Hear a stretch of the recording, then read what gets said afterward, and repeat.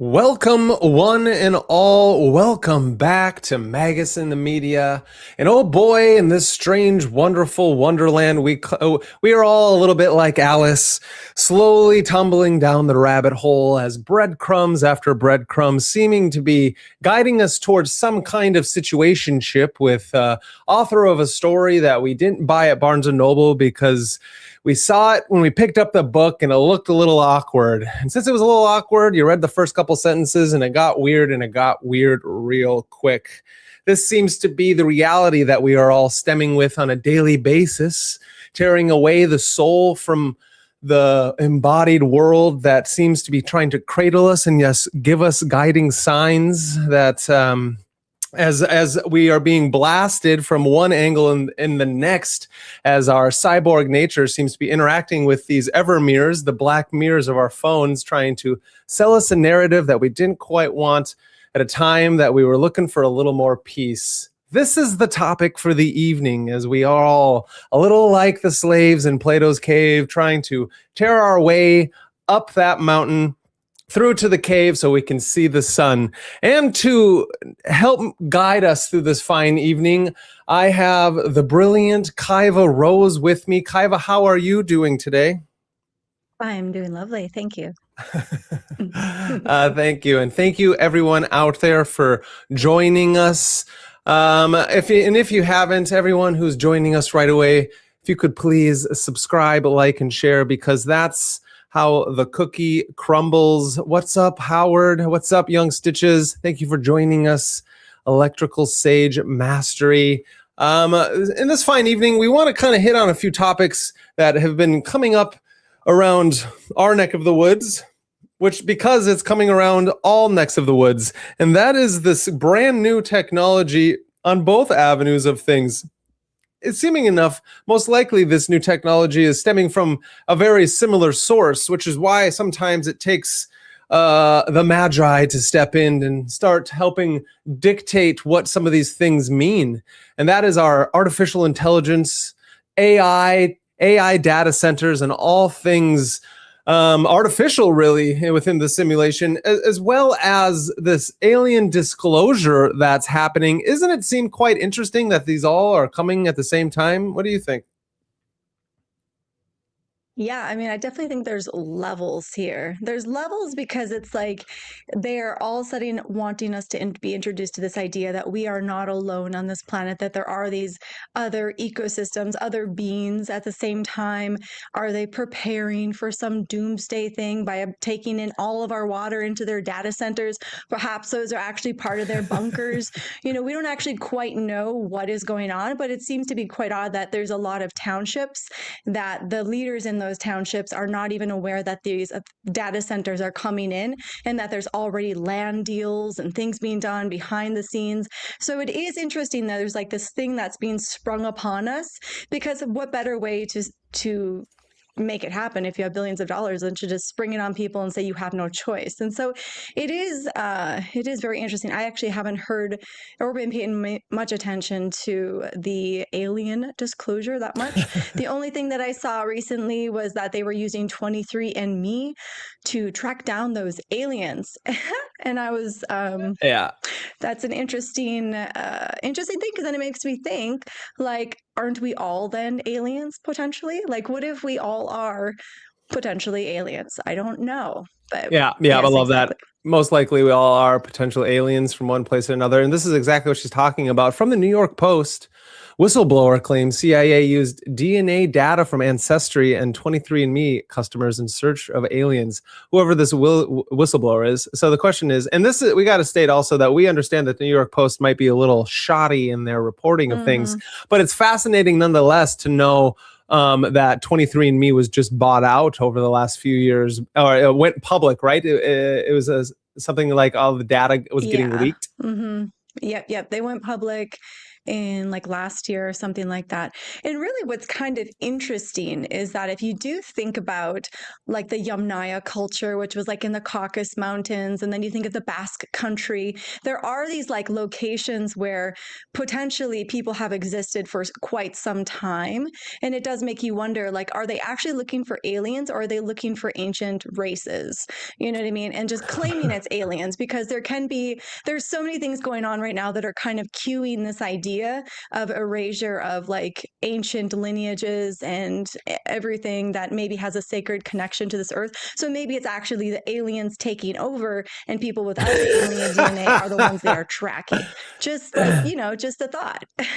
Yeah, I love that. I love that because it's vast and interesting. The more we get deeper into 2026 on to 2030 and some kind of globalization event that seems to be happening at a vast rate, that we get to start not only talking about what does it look like as artificial intelligence is taking root, as well as what does it mean when all of our data is kind of collected by vast agencies and then spread around. And that data is not just like the stuff that you and I do, within buying what we do, to the kind of things that we read and look at, to every step we take. Our phones are tracking us. And now, not only that, everyone who's given up their DNA to this, to 23andMe,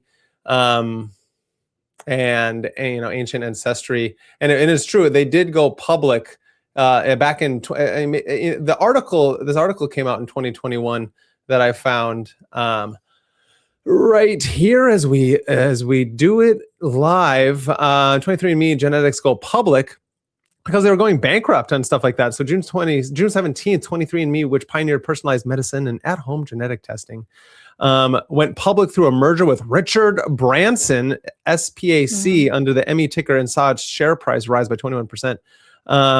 So interesting enough, it went public and now got bought by Richard Branson, who does a lot of crazy shit as well out there in our society. Another, a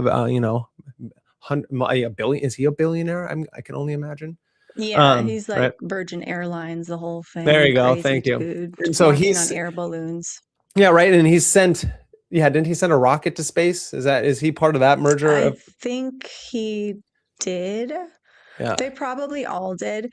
It's they got to do their doomsday prepping, right? Gotta get your rockets ready, everybody. Get your rocket ready, because we got to take off.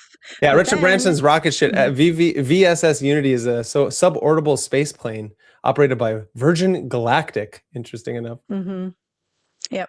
What were you gonna say?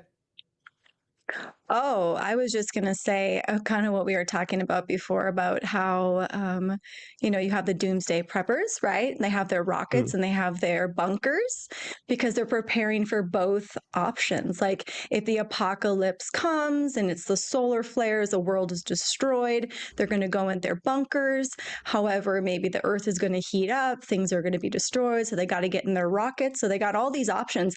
But then it kind of begs the question, like, do they actually even know? Like, are they preparing for some sort of doomsday thing? What are they going to do? What makes them think that they are the ones that are going to survive? I just have a hard time believing that they will be the ones to survive, like what trick? Should I take the rocket or do I go in the bunker? Rocket, bunker, rocket, bunker. Like there's just all these options they have, and they probably will choose the wrong one. Most likely. And look, see, as I'm showing here right now, it's not just making anything up. This fascinating turn from AI to alien disclosure in this tech oligarchical, the parasite class, these individuals who are kind of mover and shakers in these things, and then who have the money to build. For some reason, as it says, billionaires are building or buying underground bunkers as hedge against existential risks like AI, climate change, and global instability. This is AI. Yeah, this is Gemini. This is Gemini, Google's AI, which is creating this. It says these subterranean sanctuaries are often self-sustaining compounds equipped with advanced air filtration, hydroponic gardens, and luxury amenities. New Zealand, Hawaii, and remote areas of the U.S. are top locations, and these prominent billionaire bunkers are such as Mark Zuckerberg, the Meta CEO, constructing $100+ million compound on the Hawaiian islands of Kauai. The sprawling property includes massive underground shelter, its own air filtration, and self-containers. Peter Thiel, the PayPal co-founder, has long been associated with the prepper trend, famously attempting to establish self-reliant subterranean retreats in New Zealand's South Island, although facing local regulatory hurdles. And then there are other tech tycoons like Reid Hoffman, and as many more. And then we just Jeff Bezos as well. We just got to ask ourselves, what are they prepping for, and why are they not telling the rest of us? Well, and how do they even know that's a great way to prep? You know what I mean? Like, what soothsayer told them that this is how you should prep? Right. Get your bunker ready. Like, what if the core of the earth heats up to quite the extent that their bunkers just dissolve in the heat? And then they put all that time, they've gathered all this bad karma, they've stolen all these things for nothing. Isn't that always how it goes? Like, that's the part that I'm like most confused about. These people are just like so disconnected from reality and how things actually work, because they have this like distorted fantastical imagination of how they think the world is. And so I just think it's wild that they're like, we must build bunkers, because maybe that's how they survived in the past, like Göbekli Tepe and, you know, all these places that were buried. And that is kind of what the data centers do remind me of. It's like, are they trying to repeat the Göbekli Tepe where they, you know, buried traditions, they buried intelligences so the next culture could find it? That's kind of the idea with Göbekli Tepe. And that kind of makes me think of like the data centers. Like, are they just storing stuff in there so that when they come out of their bunkers, they come out and they have all this information ready and available for them? Because honestly, what is it the other point of it if it's just absorbing all the water and destroying humanity? Yeah, that's a great point. Because this is when and why it's so important that these things are seen from certain angles, so we can understand that this isn't a new concept in the human imagination or human consciousness. Science fiction and fantasy have tried to help lay the prophetic vision of what coming times we are in currently right now, and how we can protect ourselves from such madness as being lost within the muck as like an NPC or a Smith-like character that is moved around like a puppet or a doll, like kind of like a marionette type of figure in these coming times, so we can have a good understanding of what we're up against. And you got to think, and as we think about what is the greatest tyrant within ourselves that would be able to produce, we got to then 10x that kind of idea massively to what then if you have all the money in the world that none of it really matters, and you control all the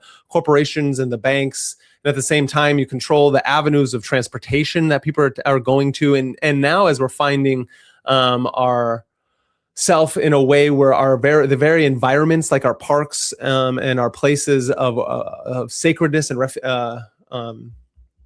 and kind of where we go to reconnect to the embodied world are now being also taken over in a way that commoditized, corporatized, where all of a sudden it's going to lead to every lake and river and forest and piece of wood becomes a piece of like something on the blockchain, where it's going to have like a credit, and you know what I mean? Yeah, it's a really bizarre way to exist, especially for the short, long time period that we are here. Like it's short, but it's also long. So it's like, why waste the extent of energy that they are to, make everything a merchandise item? Like, why are they barcoding everything? Like, doesn't that seem like a waste of life and time and experience? Like, that's what I would think. And honestly, like kind of going back on it, I think they all have like a Noah complex. I think they all want to be like the one who gets the ark and like travels the world for like 40, what is it, like, is it 40 days and 40 nights? I'm not quite sure. I think they have a Noah complex. Like, I think they're all like, no, I'm going to be Noah.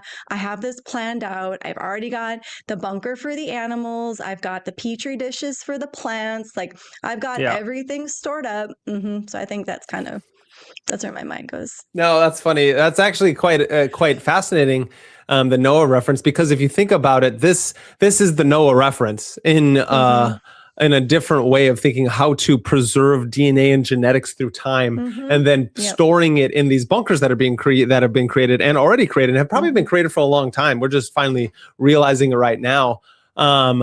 Fascinating enough to go on with this article, because it is fascinating, even though it's coming from the New York Post.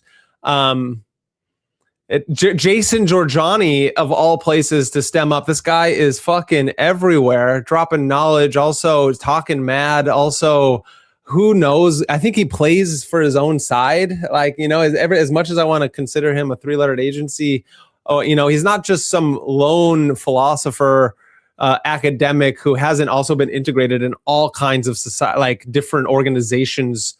You know what I mean? So there's such a fascinating thing that this guy has been talking about, because he is quite learned in philosophy as well as the different, even though he doesn't talk about it that way, the Gnostic mythologies of how to see our reality as some kind of fucking black iron prison, as Philip K. Dick talks about, or the kind of concentration camp like, or something like that, Mm-hmm. Yeah, well, what's interesting is the whole psychic spy idea. Like, what if they're all having a mass hallucination? You know what I mean? Like, what if they are collectively viewing the same thing, but it's not real? Like, how do we, I don't know. There's so many levels of all this that at the end of the day, it's like, who cares? Why does this matter?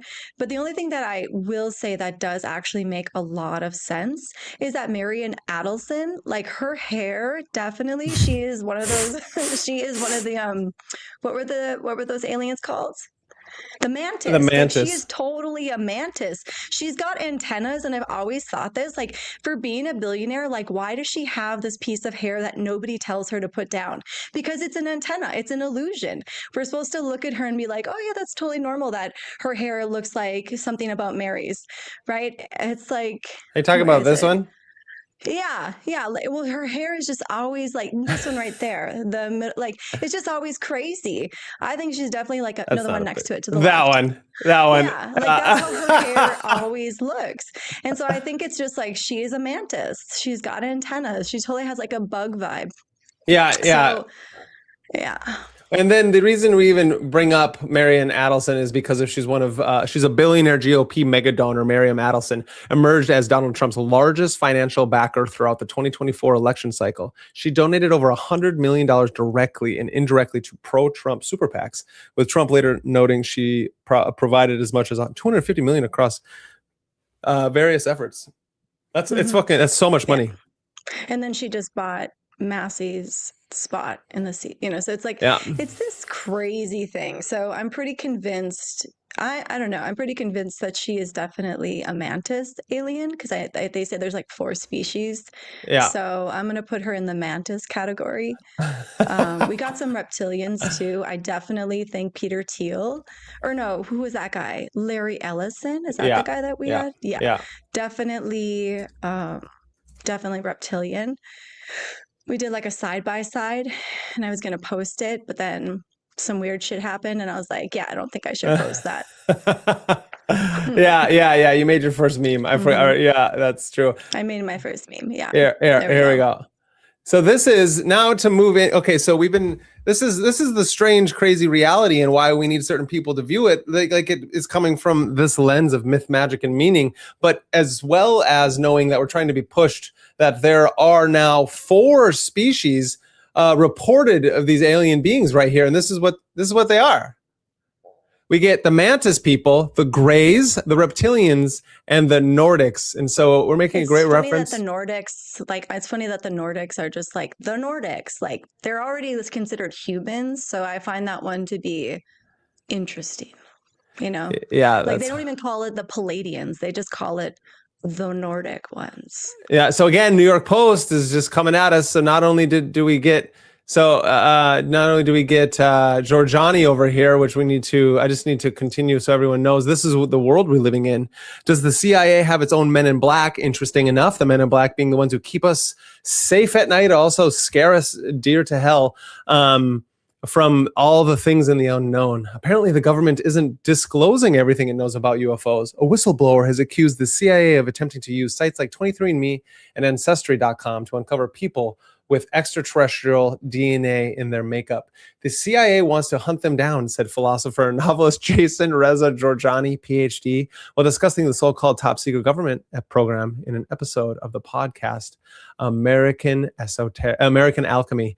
Georgiani claimed that he was alerted to this bug hunting initiative by Army vet Lynn Buchanan, who claims he was a psychic spy with the CIA's remote viewing program, which investigated whether individuals could use extrasensory perception to conduct recon in distant objects, events, or people, which is real. The CIA's remote viewing program, Robert Monroe talks about it in all his work and different things, has been around for a very long time, all kind of stemming from the, even like what, 40s, 50s, and 60s and 70s, when we're getting into the hippie revolutions, the Vietnam War, before then with MK Ultra. All that is kind of connected to these black projects at that time.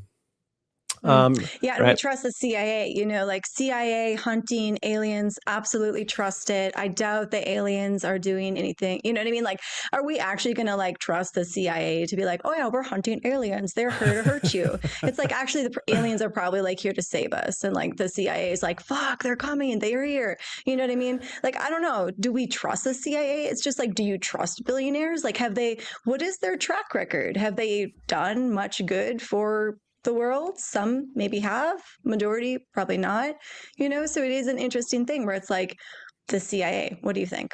Well, it's not about, I don't trust, obviously I have no trust for the CIA on any level, since they're the one who have gotten us into all the major wars that we've ever dealt with OSS coming before them, and this conglomeration, the Bush, like one of the Prescott Bush was one of the original CIA directors. We got a lot of sketchy shit going on, but it's really drawing us away from the real question about it's the idea is that they want us to think that there are these extraterrestrials, that there are these beings from outside the planet coming into our planet, and they've been always around, integrated into our society, which I think is very limiting on how we view consciousness and how we view what people are like and what aliens could be. Because what does it mean to I think these questions, what does it mean to travel across space and time, and what does that do to consciousness itself? I think that it almost can we actually go past certain distinctions and, going past the moon to Mars, for instance, going through the Van Allen belt? What does this do to a human as they're trying to travel? I think all of our movies and television have been like training us to think that is the possibility, instead of what it looks like when you take your consciousness outside of your body, and all the mystery schools have been trying to teach us what things are like. It doesn't mean that there then can't be different beings like these 4 aliens types, but it would mean that they're presenting themselves to us through disclosure of a consciousness change, instead of something like the government is going to tell us that there are these beings now, and now capitalism, free energy. These things can travel through space and time, and free energy, but we're still going to use fossil fuels when we've been killing scientists at a drastic rate, right? Yeah, it does. It does make you wonder just about even I don't know if evolution's the right word, but the idea when people are born into this world, how often DNA does change, and perhaps there was certain mutation in the DNA that they are calling alien, but perhaps, you know what I mean? Because come on, our souls are so infinite. How many lifetimes do we live in? How many different places and planets and existences? What if our soul has a home planet, quote unquote home planet, and we are different beings or frequencies on those planets, and then we get birthed into this reality? I don't know. There's so many things that it's have the people been around that long to witness the shifts in humanity? How are they classifying these aliens, and why aren't there any pictures of this? If they're living amongst us, so they're just shapeshifters? Is that what right? they're So that's at? a great point. If the aliens are living amongst us, we're going to hear here in just a second from our esteemed mainstream media on either side of the row, if they're living amongst us, why aren't there pictures? And why aren't they why aren't those coming out instead of these shitty ass pictures or these little orb pictures We're going to hear Trump talking about how they're going to disclose more. And it doesn't mean that in these files, there's not fascinating documents that's saying a bunch of crazy shit. Not anything that really, I mean, it's hard to trust a government that's been trying, like a disclosure that's been like holding back and changing things in the Epstein files, showing the women who have been assaulted instead of the individuals who are part of Hollywood and politics. You know, so you know. Yeah, I mean, there's so, like I said, there's so many like red flags that again, these people are probably like some of the lowest intelligence people ever. Like that's Trump's favorite thing, right? Is to call people low intelligence. But like literally the dude eats McDonald's. Like, can we talk about that? Like you eat French fries like a child in a playpen. Like this is not what we consider intelligence. And so I think these people, they just like, oh, they'll never notice. But that's kind of like the complex of somebody, even like, you know, sometimes when people, even when they're teachers, right, they get on their high horse, and when they actually have a conversation with a student who isn't more intelligent than they are, all of a sudden they realize like, holy shit, people are smart in this room. They thought they were only smart person. So, I mean, it is a complex to put yourself, and when people put you on that pedestal to make you think that you are the smartest, you take on that smartest position, you think you are the smartest. And so I think that's kind of what they're doing to our country. Is I don't even know if they think people are, I don't even know. I don't know. It's so hard to piece it together why they would think it would be okay, you know, to just release all the names of the victims and keep all the other names private. Unless if you're trying to like truly piss off everybody and then be like, here's some aliens. You can't see them, but they're here. Cool. Yeah, here's some orbs. Yeah, no, that's fascinating. No, I completely agree. It's fascinating because it's well, tell me what you think. What do you think from like maybe an astrological position of why in this day and age does it seem like things are happening so fast? Well, I mean, there's a few different things. Like I would say like the Saturn and Aries thing is an interesting thing in the sense that Saturn and Aries is that type of person that will push you to get off the airplane first. It's like this very self-serving, I've got to, you know, it's like limiting in how much it can do, how much it can connect. And so I think when we think about the archetypes that we're seeing, and you keep seeing it like all over the place. I just saw something, I can't remember what it was, something else very recently, all this fraud and all this stuff that's happening. There's just people that are like, oh, I just need to get ahead. It's just because I need to get off the plane first. And so I do think that's where that comes in. But the other part comes with this Uranus and Gemini. This is the speed up of technology. Like that is the definite thing, but we don't have to do that. And that's the thing is like Uranus and Gemini happened. This would have been, well, it was after World War II. So it would have been like in the 50s is when we had Uranus and Gemini last. And so, and that kind of makes sense with like the technology that came around at that period in time. But it's like you have to just take these people from out behind the wheel, right? That are trying to steer our consciousness to this direction of like AI. AI must be the thing because we can create something on the other side, right? Like we have this ability to have these conversations. We have this ability to create an alternate function of technology or communication or connecting. So I don't know. That's my perspective on the technology part and the speed up and like the why we keep seeing these Saturnian archetypes who are just like very, you know, just greedy. It's just like this level of greed because there's a need to maintain scarcity of self, right? Like I need to maintain my safety. That's interesting. You know, but at the same time, we have this Jupiter in Cancer, which is like recognize that your life is sacred. You know, so it's like we don't have to be these like I've got to get off the airplane first people. Like we can be the type of person that's like, well, my life is sacred, so I'm here in this moment. I'm going to enjoy it. Yeah. And if I have to stay on the airplane a little bit longer, great. No, I like that. The idea is that when we uphold this embodiment towards reality, this kind of understanding of the sacred, which is what we're trying to do, is like we're bringing back, we're remembering or disclosing the sacred at every moment is when, even when we're in line or on the airport, or, you know, I have to get mine before you get yours. Otherwise, I may never get mine. It's a built-in mechanism for the way to view reality as a model of reality so that you can siphon your own energy and give it to somebody else through a scarcity model of how we see things, that there isn't an abundance of energy in the Mm-hmm. world, right? I think it's fascinating to think if energy is neither created nor destroyed, it just changes Mm-hmm. form, then things are continually changing form, and then the technology that could lead us into a mass abundance continually seeming to be continually to be pushed down. Because what would it take to move a mass amount of individuals through a black swan event, like changing over from a limited resource to a high resource, as in levels like free energy, these things that I think that the scientists that have been dropping dead, being kidnapped, disappearing, we're hearing it in the mainstream that these scientists, what are they doing?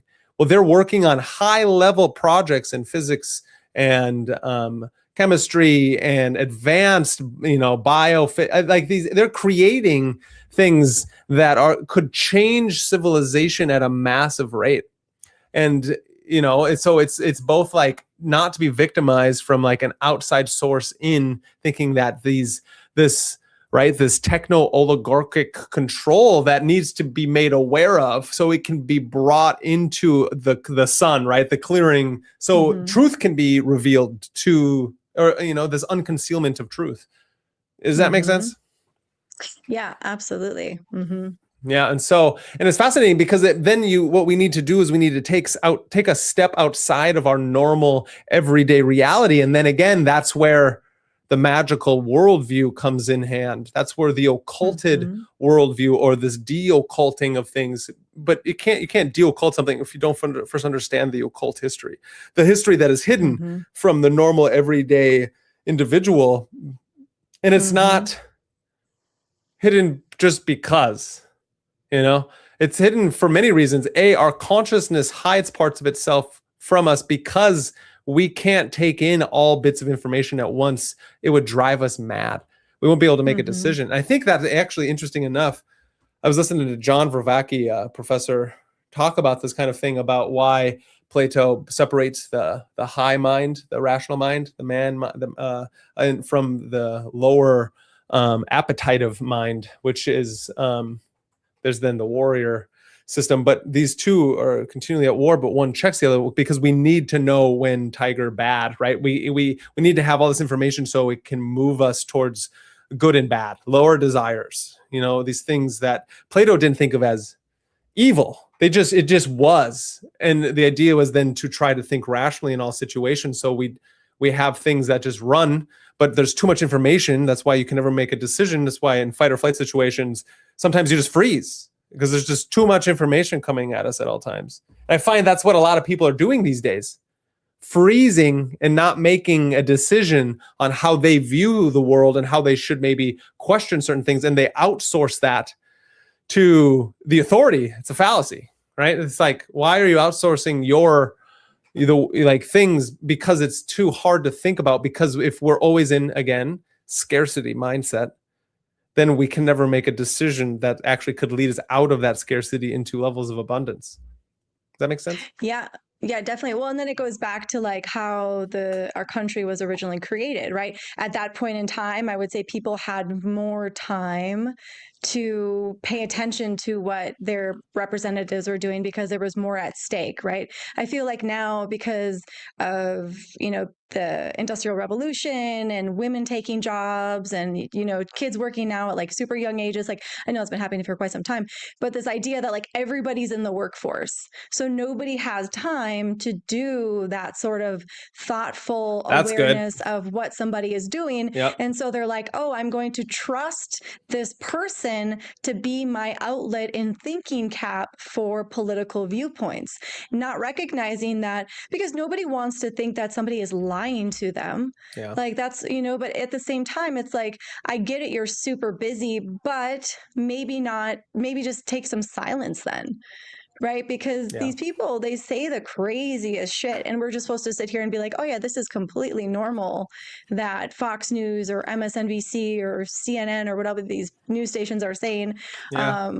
That we should just take it as truth. So yeah, I think it does come down to, we are at this point where people have to start consciously being aware of the political landscapes that we are walking in and the things that are happening, because the representatives are not working for us anymore. They've chosen to be a part of the They've chosen to start building machine. bunkers and not telling us about our true origins. And they started that a long time ago. So it's like it's this levels of nepotism and this outsourcing of individuals who are now outsourcing all our knowledge to AI. Like this thing with the CIA whistleblower. This is fascinating because all this information, we got to remember that like 23andMe and Ancestral, whatever, they took your data and they feeding it to an AI system. You know what I mean? And so it's like these things, it's fascinating. So just to finish this one, the Giorgiani said Buchanan had informed him that former CIA analyst and UAP specialist Christopher Kit Green had devised a backdoor way of accessing 23andMe ancestry, uber popular site that breaks down user family trees to screen users for a specific genetic variants linked to non-human beings. Green was notably part of the remote viewing program in the 70s, but left the intelligence agencies long before the founding of the DNA detective sites. Buchanan reportedly learned of this so-called campaign after being approached at a diner by 3 individuals claiming to be Nordics, tall, blue-eyed, blonde visitors from beyond that are said to be living covertly among us all. They live in like small This is a quote. It's hilarious that they left like in the quote. They live in like small towns in the Colorado Rockies, and they pass because they look like tall Scandinavian people, Giorgiani remarked as Buchanan's theory. That's hilarious. Despite President Trump releasing hundreds of formerly classified files on UFOs and the hunt for alien life, the Pentagon has insisted there is no evidence of extraterrestrial existence. That's interesting. The Daily Mail reported. Buchanan added that the trio had requested his help in avoiding detection by the CIA. This alien race had allegedly traveled to our planet via an underground railroad of sorts so they could escape their tyrannical government. These alien beings supposedly procreated with humans and birthed a line of intergalactic mixed race children with the goal of having their future generations grow up in a free society. Are you hearing this? I am. This sounds like Superman's story, right? That's what happened to Superman. Right? That's what happened to Superman. Yeah, right? Isn't that what happened to Superman? Okay. Yeah. So we all need to Not hear really, that but song. There's like, I thought it was. Didn't his parents just like, oh my gosh, our world is being destroyed? Like, but here you being go, destroyed kiddo. by like a comet or their government, Okay, well, kind of not a tyrannical government, but they were testing on the planet, and the planet like exploded internally or some shit, and then they sent him off on a I see what you're saying. Yeah. It's close. They want their child to live. There. Yeah, the concept is there. So it says they said, look, our children, especially our grandchildren, have no idea where they're from, said Giorgiani, while describing his so-called close encounter. We tell them stories about how like their grandparents are from Sweden or whatever, and they don't know. Nice. Okay. Yeah, nice. That's hilarious. Okay. What's funny about that is it's like you can take that to like a global level, and it's like the same thing for all of us. It's like, where did you come from? Where did your family come from? Where did your family's family come from? And you can go back forever until you reach a point where now we're talking about monkeys and salamanders coming out of the fucking ocean and evolutions, like a biological evolution theory, Darwinism and things like that. Which it's like, I'm not an anti-evolutionist, right? I do believe in certain levels of evolution, but this fucking missing link theory of primates to humans is quite ridiculous. However, the alternative ridiculousness is going to be the opposing force on that, which is then you get creationism, and then it's like, well, we're all from Adam and Eve, and that was only 6,000 years ago or some shit like that.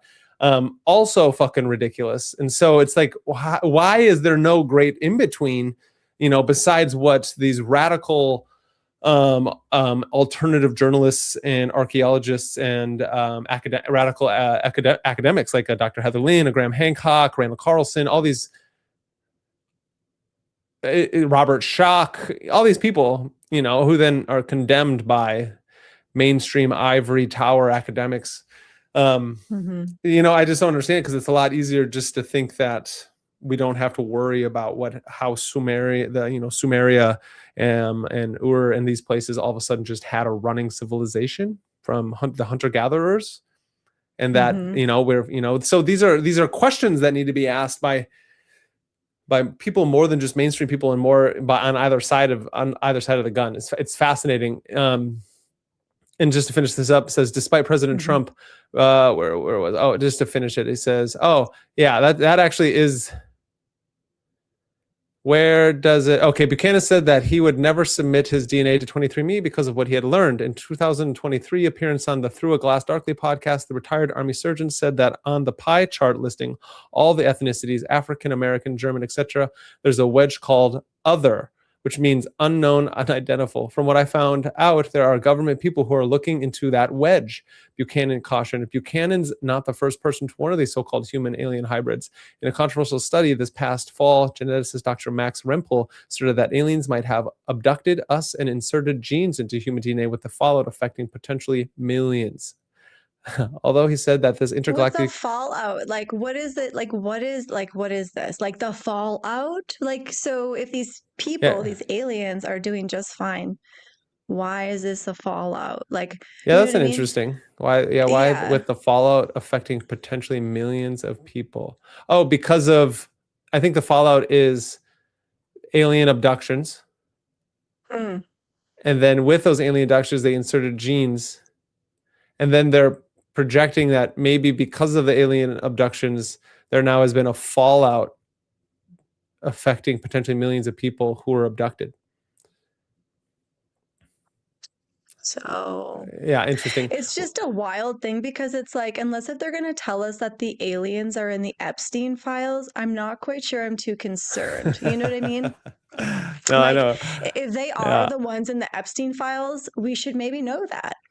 Yeah, that's interesting. Yeah, I agree. Agathathusia the 9. Have you noticed that America is the only country pushing disclosure? Have not heard about aliens from Russia, China, EU. True. Let's look it up. Yeah, it does. That is a really good question, and I just think it makes you wonder. Makes you wonder who's in the Epstein files. How are they going to start blaming it on the aliens? You know what I mean? This is like some twisted drama action thriller movie, you know, like kind of what you said at the beginning that like we didn't sign up for. Like if I would have read the back of this book, I'd have been like, no, it's not my kind of book. Right. Blaming everything on the aliens. Oh my gosh, the fallout. Millions have been affected. Infected. And then there was an image of, isn't it funny, because the slow releases, there was due to us being over here in the States, there's, I don't think any other country has really talked about it. Fascinating enough. Also interesting observation. Thank you. If anyone finds anything, they can send it over to us and we'll talk about it.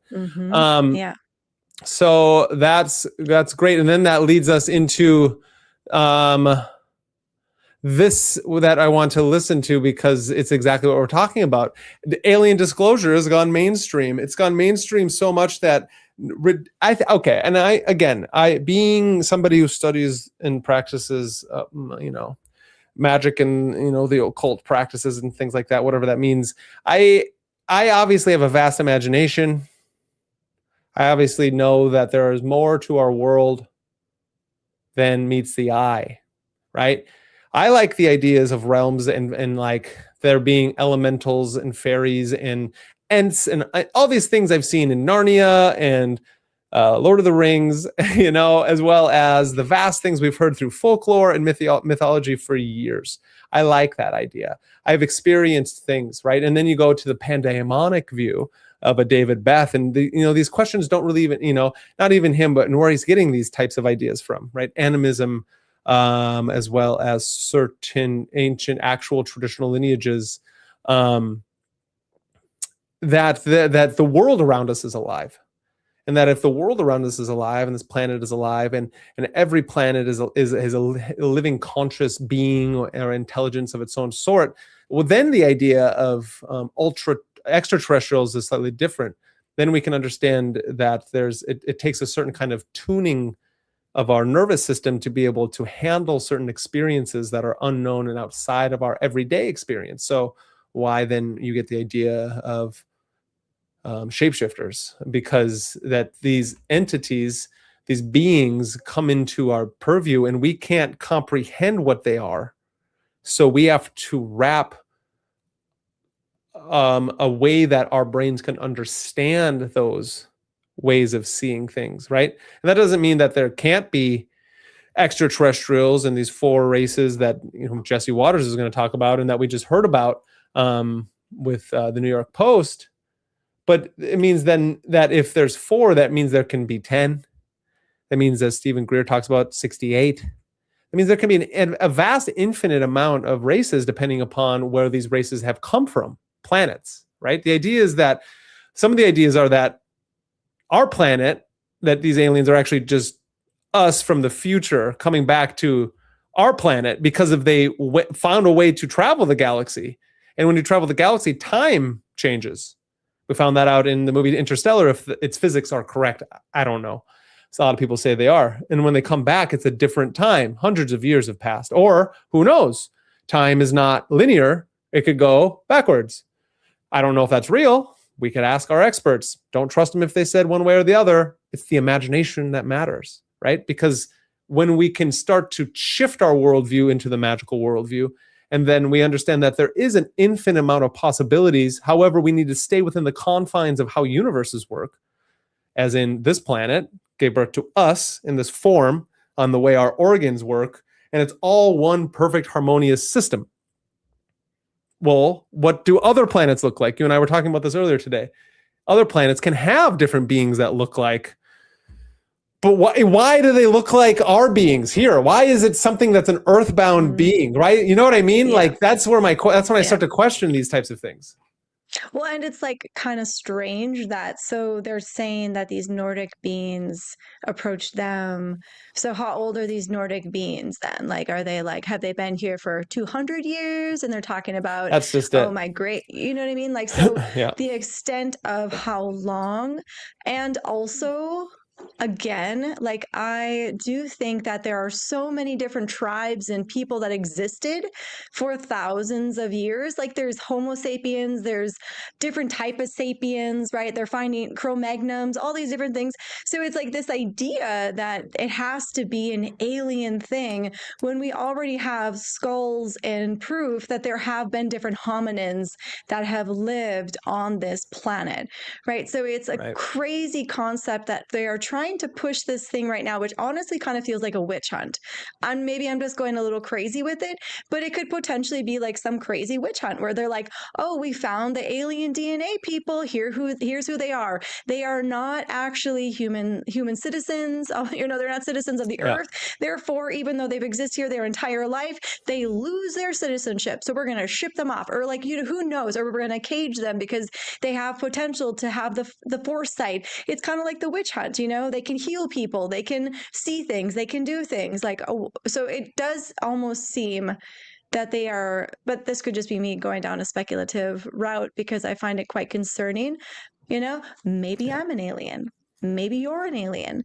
Maybe we are all fucking aliens. There's so many different forms of human Homo sapien. Like there's just so many different forms that I find it quite frustrating that they are trying to do this, whatever they're trying to do. Whether it's just even to get us to go to space wars, like there's so many. Like, are they trying to get us to go to a space war? Are they trying to hunt down these aliens? Yeah. So there's like the intention for why they're trying to tell us this disclosure is what I find most concerning. Like, what is the? Because they're not good people, right? They are nefarious as types in of people. the techno-oligarchs and who are feeding the mainstream media these things, right? The billionaire class. Yeah, exactly. Well, even like the CIA, like the CIA is hunting down alien genomes, but it's also like anything that's a threat to their empire. Yeah, that's a question. Like, why would you need to hunt these alien genomes down? It's kind of like Gattaca, the movie, where it's like everyone is a genetically modified person, and anybody who isn't needs to be like looked at as a lower animal. Interesting enough, I know it has a lot of socio-cultural lenses to view that through, but if you think about it, most people nowadays are genetically modified because of the diets that they hold, the different kinds of things you've put into your blood system that has changed your DNA. We all, for those Mm-hmm. out there who know what I'm talking about, you can kind Mm-hmm. of catch my drift. And so it's really fascinating on what it means to be human, what it means to Mm-hmm. uphold the sacred, and what it means to have certain kind of ritual. And in having that, you have the ability to deepen your connection with not only your surroundings, with not only yourself, but the people who are around you. And it goes back to the idea is Mm-hmm. that, like, we don't want to be a lower being, only craving lower desires. Like, I have to get mine first, let the Mm-hmm. reptilian brain run the show. We don't have to do that anymore. And I think that it has its place. So I'm not downing ego, like the egocentric kind of perspective that our amygdala kind of gives us, so we can move quickly, make decisions fast, and make sure that we perpetuate our DNA, our species. But at the same time, we Mm-hmm. have the frontal lobe that has the ability to, read a room, speak in rationalities, see symbols and abstractions, so we can better ourselves. It's something, as I was listening to earlier, talking about one of the things that we as humans can do really well is formulate communities and groups to protect ourselves. And in doing so, we can kind of weigh consequences of morality, something that the animal kingdom doesn't do very well. It doesn't mean there's not pack animals formulating packs and doing these things, but with the ability to keep time, that create stories and mythologies that store information, then we can leave ourselves little breadcrumbs along the way. Which is why, to go back to, like, why are we viewing these things? Why does it matter? And I think that's something really interesting to ask, because it's easy to say, and you and I have said it before. It's like, oh, why do we keep our eyes on the news when we understand that? And from the Buddhistic story, you always tell me of the burning building, and the Buddha is here to help us understand that you can just walk out of the burning building. Mm-hmm. I think the step forward in that conversation is that a level of awareness in how the Buddha, means awakening. So we have to awaken Mm-hmm. to the burning is burning first, right? To be able to Mm-hmm. step foot outside of it. And so this is kind of the story right here: is the building is burning, and Mm-hmm. this is how we step outside of it, is by having these kind of conversations, so people know what's going on. Not everybody Mm-hmm. has an X feed like I do, or a certain algorithm, because the algorithm is us, represented back to us. Yes, Mm-hmm. it's a myopic us, as in, if you only look at certain things, the algorithm is going to feed you those things. So if you Mm-hmm. branch out a little more, it does give you alternating viewpoints, kind of. Mm-hmm. But the idea is that allowing those things to be breadcrumbs, as we are, like I said earlier, out of time. I'm late for a very important date. Mm-hmm. And that important date is our own lives of meaning, the lives of the sacredness, to help us understand, to be, to live the good life, eudaimonia, this Platonic Aristotelian way of it's called a telos. It's our purpose. Why are we doing this? That we're doing Mm-hmm. this because we are trying to live the good life. Or in a Platonic sense, we're trying to, interact with the forms, and so we can harmonize our life with others in a society, and have it help us, lift us out of whatever kind of depths of despair these lower drives always move us towards. Mm-hmm. Yeah, Yeah. I agree. Yeah, that's yeah, I think it is interesting, the idea that, like, most people just get caught up with their playthings, right? And that's like the whole story with the burning house, and like the burning house is full of like scorpions and demons and crazy things eating each other and critters crawling and Mm. planks falling and all these crazy things.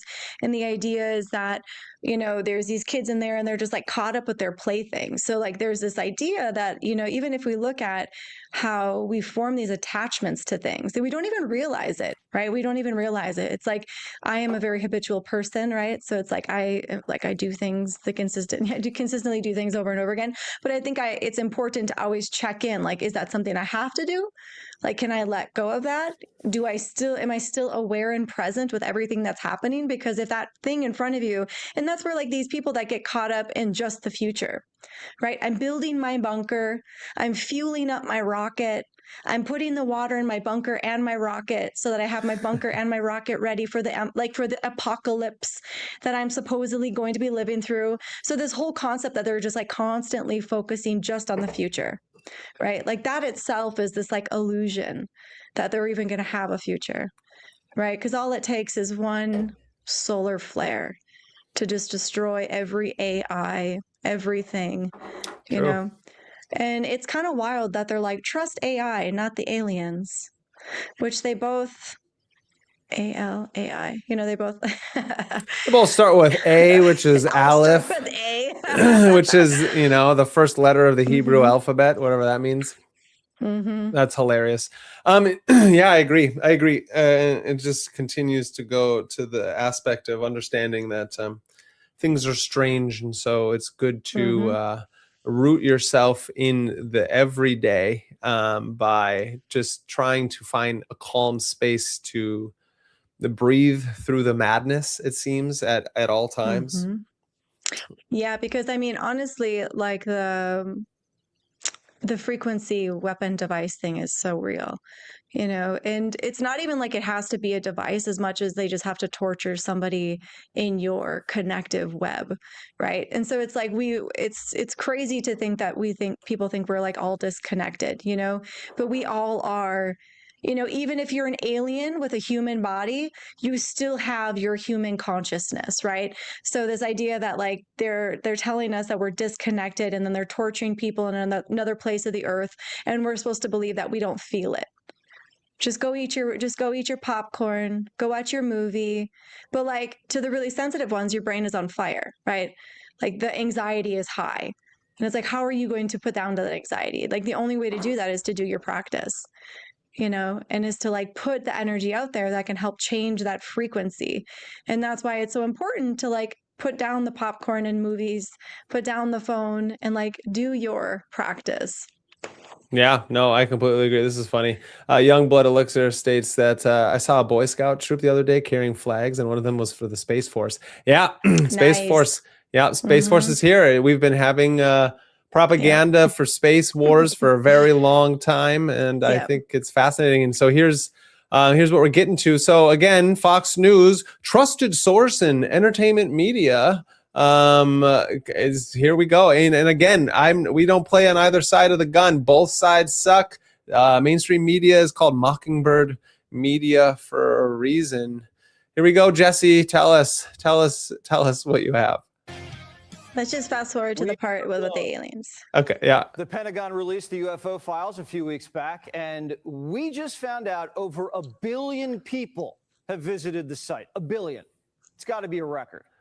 The War Department says more files will be released. 1 billion people have gone over there. More files are about to be released, but no Epstein files. We're not. Right. Stay away from Epstein's files. Let's not talk about it. Yep, because it was the aliens. Researchers have been investigating aliens for years.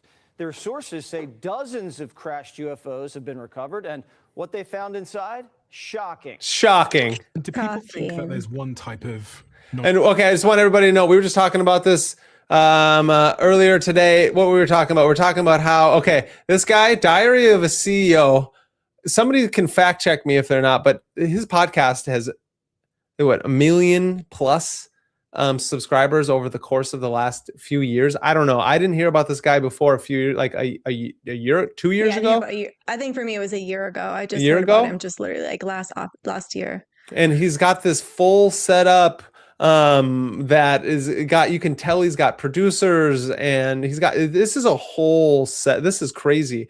And so interesting enough, Eric Weinstein, it's Hollywood produced, obviously. It's Hollywood. Yeah. Thank you. Yeah, exactly. And so, and he's bringing on these people, and Eric Weinstein, there's a clip that'll play after this, talking with Joe Rogan, talking about he was sent here to, that the government has gotten a hold of a bunch of people to help disseminate disclosure, the times that we're in. It's just really, I find it to be fucking fascinating. non-human intelligence that's visiting the Earth, or is there many, many types? People who have been involved in recoveries have said there are at least 4 types, 4 separate types. Now, I have not had direct access to that, but I believe the people who I talk to. 4 different types of life. 4 different types of life. 4 different species of aliens. Another scientist called them Greys, Nordics, insectoids, and reptilians. All of them have 2 arms and 2 legs, just like us. Experts speculate the reptilian. That's what I'm saying. So mainstream media, Fox News is telling us that there is a potential to be 4 aliens, races. Well, also, too, can we point out the fact that he changed the words that the people said? He did. That's a very important thing that Fox News does. They retrain people's vocabulary to make it the enemy, to make it the bad thing, to make it the thing that's going to take everything from you. Not the billionaires who are literally taking your water and your land and your resources. It's the aliens. But the other people just called them beings. Yeah, that's very true. So that's we need true. to make a distinction of how he just did a little bit of That's hypnosis. double. Yeah, it's double speak. 4 separate types. Now, I have not had direct access to that. recoveries have said There are at least 4 types, 4 separate types. Now, I have not had direct access to that, but I believe the people who I talk to. 4 different types of life. 4 different types of life. Of life. 4 different types of life. Very important. Alien, yeah. 4 different species of aliens. And then he switches it to species of aliens, not just life, whatever life means. 4 different types of life could be an amoeba on a comet moving through space that's different, has a different DNA sequence than our own, right? That's like, Yeah. Well, it goes back to the fact that like the Basque country, like there's so many areas just on this planet right now where there have been people existing in a place for a very, very long time and their genetic makeup is different than everybody else. Yeah. So it is already this like different, we already have this reality where there's different makeups of different beings. And so this flipping it to like this alien thing, I don't know, I just have a really, especially the way that he just said it, like changing it to alien species is exactly the way that they talk about Palestinians and like all of it's the same thing. Terrorists, they don't call them humans. They don't call them citizens. And so it's this change up of words that makes me very concerned that they are programming a whole generation of people using this type of talk. Yeah. So that's why I feel like this is concerning. And maybe I'm just freaking out, but I just feel like they can use this to target anybody essentially. Yeah. Because who can break down your DNA? Who can break down your DNA? Can you break down your own DNA? No. Does anybody have proof of how they are not an alien? Prove it. True. You don't know you're an alien. You don't know you're an alien because your ancestors told you weren't an alien, but they told us you were an alien. Your DNA says you are an alien. Therefore, come with us. You're captured forever because you're an alien. And then we're gonna test and we're gonna study you and we're gonna test on you, and you can't do anything about it because you don't have citizenship. Nice, nice. Go back to sleep, America. Go back to sleep. Here, let's continue. I just want to continue this. Another scientist called them Greys, Nordics, insectoids, and reptilians. All of them have 2 arms and 2 legs, just like us. Experts speculate the reptilians are scaly with long tails. This sounds so ridiculous. This is so awful. This is like so they have 2 legs, 2 arms, tails, and scales. Nice. Look like a praying mantis. The Greys look like the classic movie alien, and the Nordics look like a regular Swedish guy, but 7 feet tall. We haven't seen the evidence, but Pete Hegseth says more evidence is coming, and there are a lot of believers in Congress. I have seen evidence in a skiff that leads me to believe there are things we cannot explain. And she's talking about ultra-terrestrials, which is different than extraterrestrials that he was talking about. So she's been going around everywhere talking about that they're different dimensional beings around. Have observed things that are of non-human origin and creation. That's my opinion. Releasing the files isn't easy. They've been hitting for years, and a lot of people want to keep it that way. problem we have right now is the deep state's fighting the president on release, and he kept. And then there's a deep state. So like this is another thing that's really important for us all to talk about, is that there's this big bad deep state, which we know that there is a black government that like a deeper government that controls things, this octopus of control that is being led by this parasitic oligarchical techno-feudalism, this techno class. Who's being kind of like pushed in a direction. There's many layers to, again, why the pyramid with the all-seeing eye, because the all-seeing eye is awakening, right? But it's been inverted in this dark republic that we all live within. And since it's been inverted, we need to now see the all-seeing eye in multiple aspects, and it's in its tyrannical aspect currently in our current society. And why I say that is because of it's the panopticon. This is all, no matter what we want it to mean. Disclosure means the evolution of consciousness through technological singularity, through knowing that our existence is wider than this earth, wider than the moon, which they're making a base on now.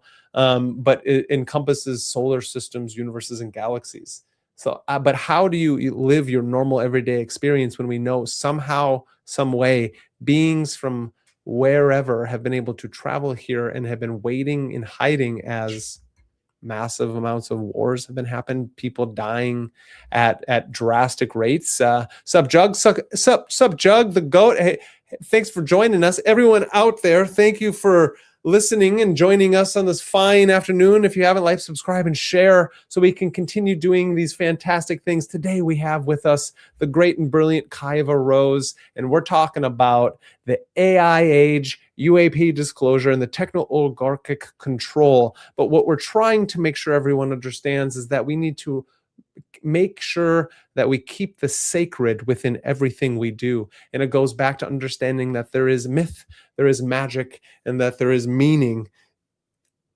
at all places, even if it's slightly concealed by our own misunderstandings, projections, our own outward manifestation of terrible suffering that we put ourselves through, or the panopticon of total control, which is also something out there that is going on, but we don't want to fall victim and sway to everything that is happening, because that's when we lose our.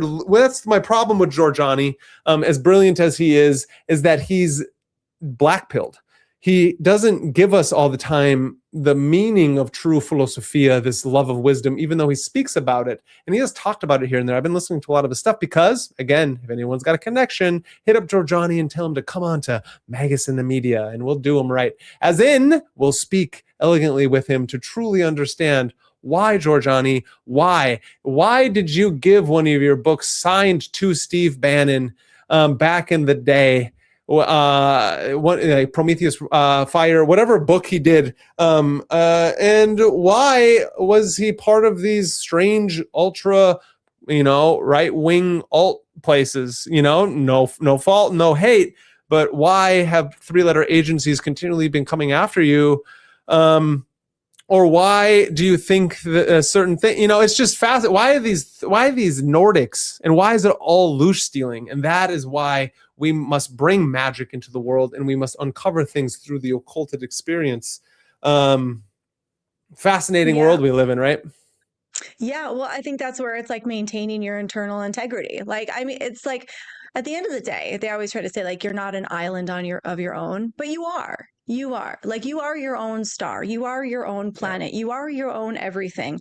And as the world potentially burns all the way around you, you have to maintain this level. And that's where I think religion and practices are so important, doing them not for some crazy belief structure where you're going to start to look down on other people, but doing them because it's the thing that's going to keep you calm when shit hits the fan. It's the thing that's going to bring you back to center, because it's the thing that brings you back to center every single time you do it. So that's why it's important to just have that inner stability where you're sitting on your lotus flower, and as the world turns and things happen, you remain still, you remain solemn, you remain in control of your frequency and your energy. And so, I mean, that takes some time to get there, but I think ideally that's where I'm trying to get to. That's what I want to get to, is that space, because I think that is the ultimate test, right? No, that is, and no, I completely agree. That is the ultimate test. So it's the ultimate test these days because it's not just normal things. It's like feeding your family, which people are struggling to do, to making sure, jobs which are being taken by AI, or making sure that you are, trying to live a virtuous life, or even trying to have a practice, or just trying to spend some time at home, read a book. But when the world is coming out with like, could you imagine like 20 years ago, like this statement from the New York Post, is the same thing that we've heard. 4 alien species have been pulled from crashed UFOs. Ex-government agent is trying to expose, and these are the ones. Funny enough, they said insectoid. This is saying mantis. But like, this isn't. For me personally, if this is what they put on the government lawn, I'm not gonna. There's no belief. I will not believe that, especially because of my own ecstatic states that I've been in, that I've witnessed like different levels of entities that exist in the world, and so it's really hard for me to, you know what I mean? That's a tough one. Yeah, I agree. I have a hard time. I've never seen a scaly, taily, two-legged, two-armed being, so I don't know what a scaly, Yeah, and I taily get, so would the look thing, like. yeah, no, I agree. People would talk about like, but on Mother Ayahuasca, I saw the snake, but it's like, no, that's a snake. That's different. This is like you're having a vision, and you're being reached out by these actual. It's not something that's trying to mistake itself as a human. It's like, no, I am Mother Ayahuasca in snake reptile form. This is who I am, talking to you and trying. Well, and then the other thing too is like, if they are telling us that like it's their grandchildren that are aliens, and they don't know that they're aliens, well then how would you not know you if you were an alien if you had a scaly tail? Right, You know what I mean? Like yeah. how, like, you know what I mean? That's cute, right? It's like, oh no, it's our grandchildren. Let them survive. It's like, yeah, but I don't know. It just seems a lot, like I said, just seems all a little fishy. Seems like you could just start going after anybody you wanted to. No, I completely agree with that. For some reason, they're sending Jesse Waters out as their alien guy, because here is another one that came out as of recently, with him talking, and they're saying that this is now latest UFO document dump. UFOs are flying over military sites. A UFO shot down over Lake Huron. Orange orbs witnessed by intel officers. Insiders confess we may not be alone. So is it orange orbs? Is it 4 aliens? These are the questions that we're going back to the moon. America is returning to the moon. We are working alongside our many international and commercial partners to leverage the incredible capabilities from commercial industry to build a moon base. We are leveraging the NASA playbook from the 1960s, figuring out what works and what doesn't in this epic science of survival, because the moon base is as beautiful as it is hostile. Today, NASA released their plans. Nice. Super beautiful. Oh, the moon. I mean, the moon is beautiful from afar. I don't think I'm going to go on the moon. But now that proves to us so it's like, if the moon is a bell or a giant base or a satellite, and now they're putting bases on it. I surmise that they've already had bases on the moon, and they're just telling us about them now. Personally, especially if, as we hear, China has a base on the dark side of the moon. Again, hearsay, but interesting enough. When you say you have lost the ability to go back to the moon, but you've actually been secretly building a moon mission for years. Again, like, how long they work on these things for a long time before they go. And now, but now we're building a moon base. Yeah, and I mean, at the end of the day, like, none of this matters. Like, they're like little dreams and fantasies of having a base on the moon, and it's for people living on the moon. That's another clip I found. It's so people can live on the moon. Yeah, I know, and it's like, but at the end of the day, it's like all of that is still an illusion and a distraction, right? Like this whole thing coming, like that's just every news channel is just so obnoxious. I know. You know what I mean? Like, it's just, at the end of the day, none of this matters. None of this, all of this doesn't matter. And so, but it's fascinating. For the moon base, they want to start building it by 2030. and move astronauts in a few years later. Top By brass says the 2030. base will stretch hundreds of miles. Great. It'll be a place where lunar travelers can live, do research, and eventually blast off to Mars. NASA says the mission will happen like this. We're debuting Moonfall to swarm of drones that'll map out the surface because, as we know in real estate, it's about location, location, location. Oh my God. Okay, that's enough of that one. That's Moonfall. It's a great James Bond movie as well. And location. It's all about corporate technocracy. So it's all about understanding now who owns the moon. That's the question. So why do we get just to put a moon base? Like, if we already, is there somebody out there may be able to maybe know this, but is there like already territorial disputes on the moon for where you can put bases? Right. And how big is the moon to put things on? Yeah. How much? Yeah, exactly. Yeah, no, very true. Very, very true. So then the next, that's fascinating. We live in fascinating times. People, I dislike Jesse Waters. I dislike all of these people. It's another good one that I found. Here we go. More declassified. This is Jeremy Corbell saying the White House and Pentagon Comms Department contacted him asking why they should tell Americans about the truth about UFOs. Doing it live, and so I'm going to figure out how to do this more seamlessly, but I haven't figured that out yet. And so we're doing it together. Here we go. You say that the communications department of the White House reached out to you. What did they want? Yes. Well, actually, I've been reached out to comms departments from not just the Pentagon, not just the White House, not just all the different intelligence agencies you can name. They were scrambling to figure out, to be the smartest person in the room, to find out if our president does make an announcement, whatever he says, they need to be ahead of, as they say, ahead of the 8 ball, right? Right.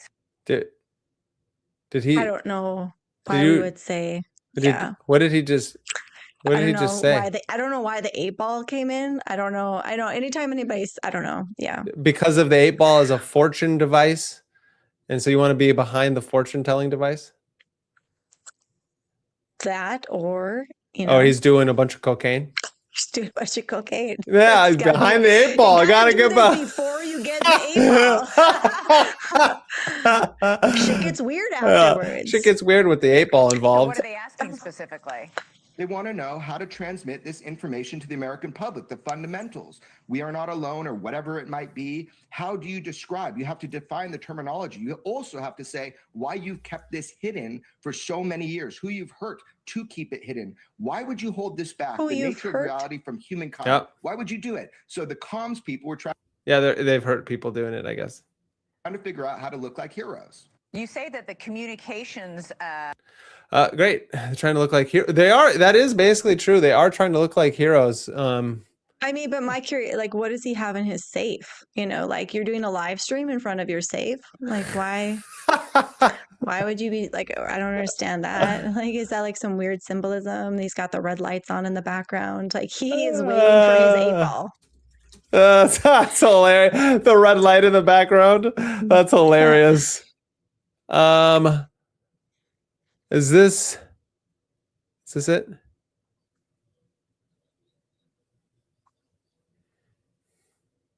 That's not it. Oh, I found it. Turned a corner on this. Let's talk about that, because I saw you on Jesse Michael's show, and you were talking about how just a few years ago you thought that the entire narrative was complete nonsense. Probably 5-6 years ago by now. And what changed? There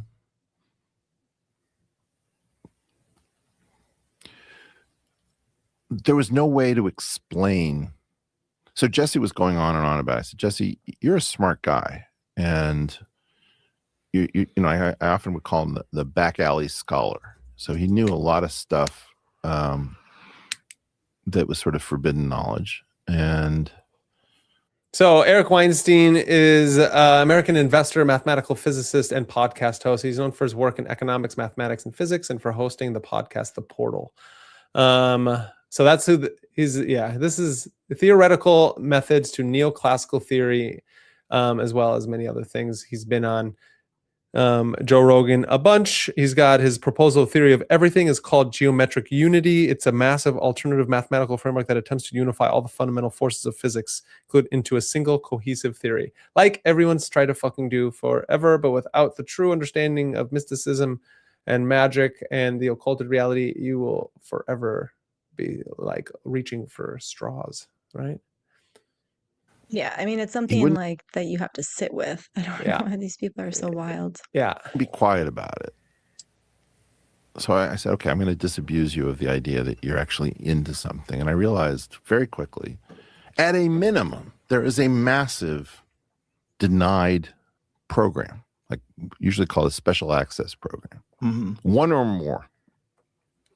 There's no way to synchronize that number of people who've had experiences that are so similar. And there was a lot of stuff that I couldn't make sense of. And what attracted me in a certain sense was I couldn't come up with any explanation. It's so rare. I usually have exactly the opposite problem, which is I come up with too many explanations. I can't come up with a single explanation that makes sense of what I now know. And also the fact that the government outreached to me and to Sam Harris and to Lex Friedman. That the government reached out to those three guys and many more. And there was this thing where these guys who checked out. Fucking Sam Harris. No one listens to Sam Harris. Fuck I don't that know guy. who that is. Exactly. Yeah, it's fine. You don't have to. Said there's And going to be Lex a mass Friedman, I mean, come on.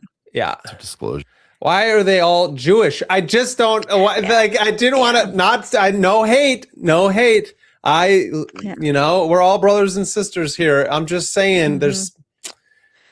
The percentages is talk about it. It's why it's because there's so many of them. That's why. Sure, we need people to disseminate these things to the public, and you have a share of the public who listens to you, and we need to get you informed so that you can help mediate the disclosure.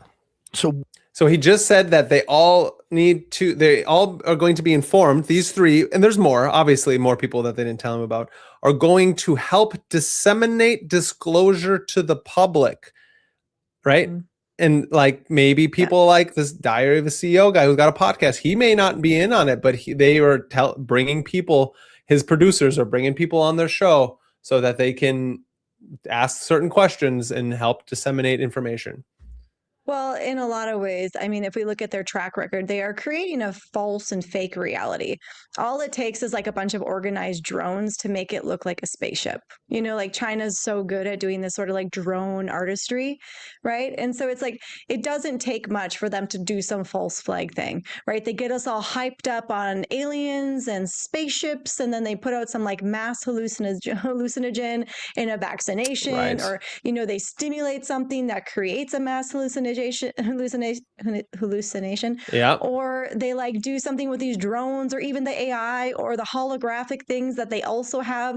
Like this just is so many ways like so unrealistic, and like I don't think they will have the excitement and the crowd that they're expecting. Yeah No, it's fascinating because it's what's going on right now. You ask, why are we talking about it? Because disclosure has been happening, it is happening, and it will continue to happen. And I like that's a true idea that there's a fucking ton. There's it's a mass hallucinate. It's what mass psychosis going on in the reality. So all these things it's like we're in a massive black swan event.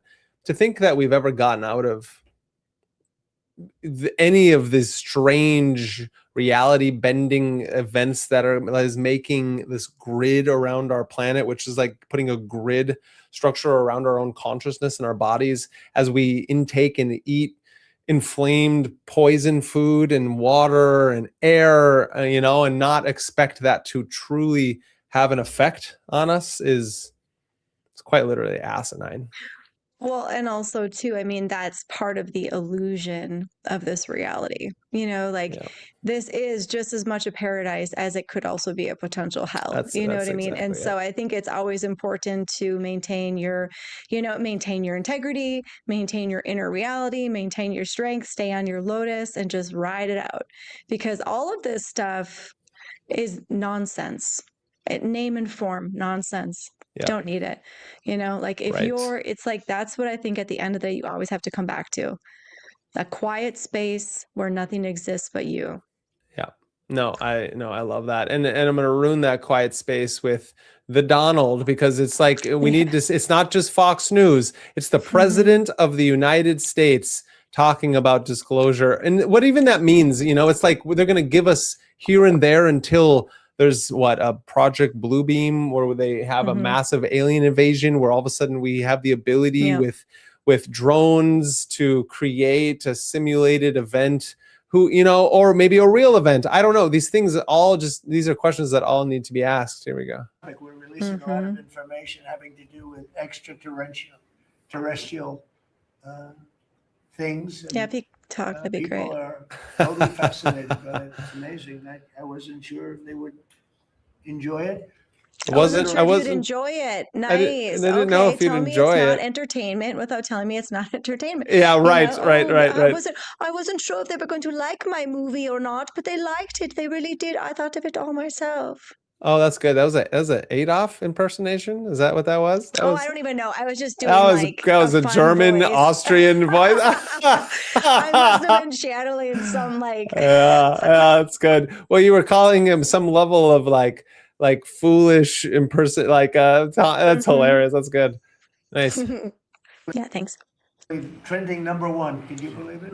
So can you trending #1? Trending, can you believe it? Aliens? Why would these trending? Don't they care about my war that I started, that I'm trying to trending #1?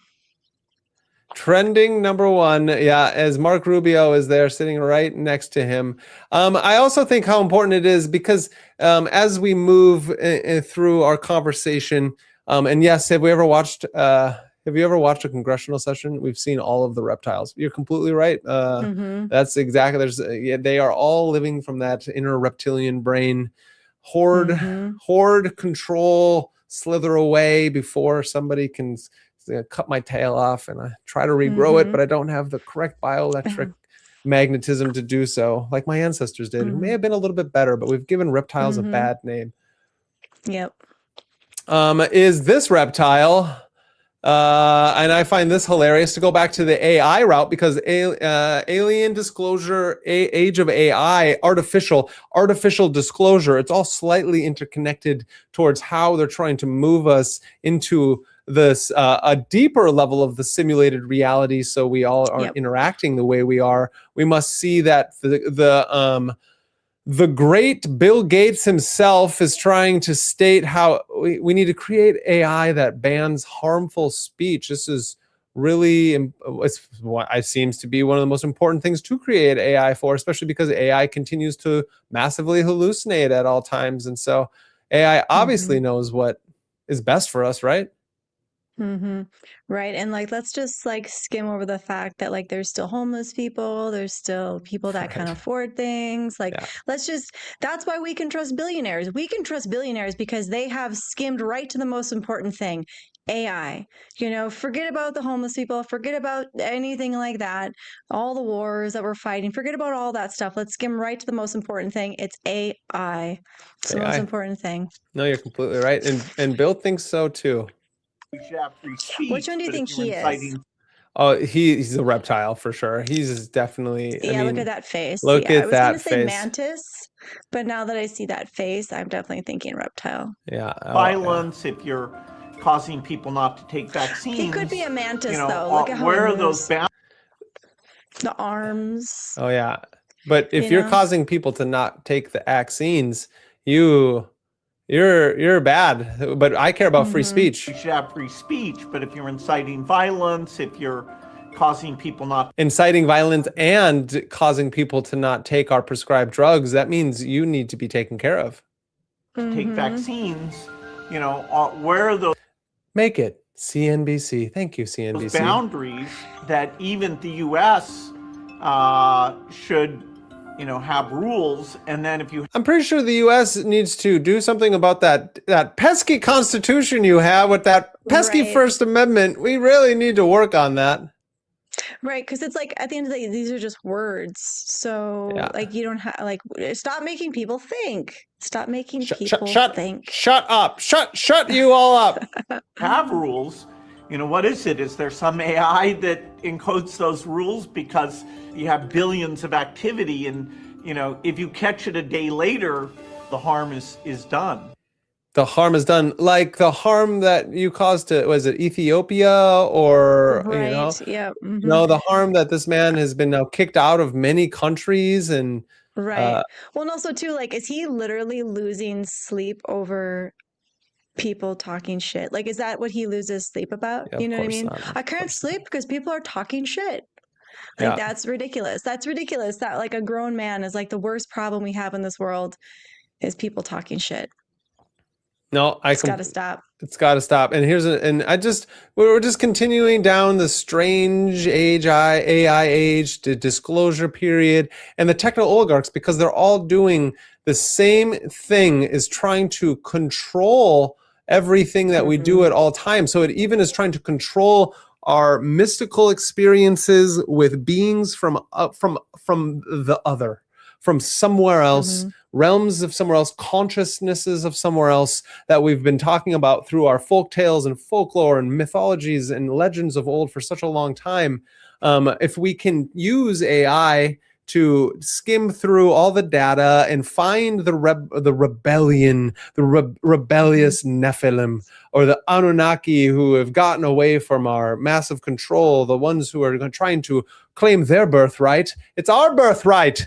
It's our birthright to run this planet the way we want to. And if you get in my way, I'm going to feed you beyond meat. And then you'll realize that the meat is people. The meat is people. And we seem to be forgetting that the meat is people, and beyond meat is not even that. The synthetic meat that Bill Gates is creating is there because they are making people sick.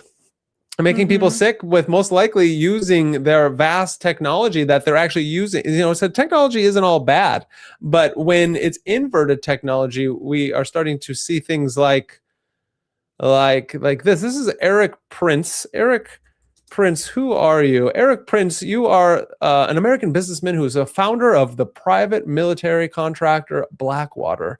He was Blackwater's CEO until 2009 and its chairman until its sale to a group of investors.